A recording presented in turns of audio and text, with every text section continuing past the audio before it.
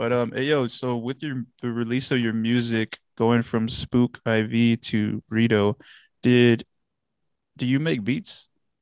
So glad you got into that. I have a producer. His name is Academics. He's my uncle. Okay.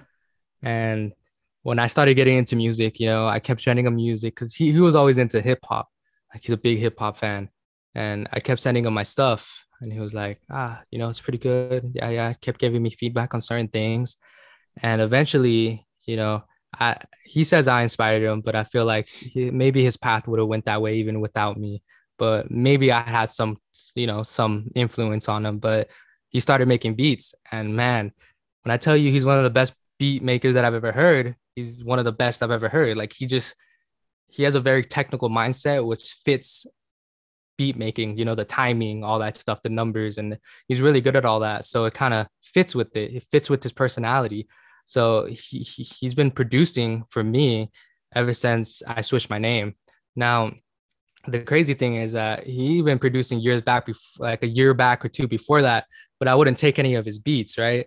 I'd be like, there would be like one or two I'd rap on, I'll keep it, but he just keep producing for himself really, and it send me these beats hoping I'd rap on it low key, but I'd be like, nah, next one, kind of be like, that's cool, but just the same way as people were like, this song's whatever or whatever to me, it kind of gave him the drive in a way for him to be able to get better. So then at that point, 2 years has passed, a year and a half has passed, and I'm switching my name, and we start coming together with concepts. Like let's make a mixtape. Let's do something that's because one of our biggest influences is Deltron 3030. If you heard of it. So Yeah. I'm pretty sure but most people wouldn't in this world. So biggest influence is that we love the dystopian feeling that they brought along. So we wanted to do something with our tapes like that, just like see how far we get. And then ever since the first beat that he made, where we talked about the concept and stuff, we just kind of been off from there.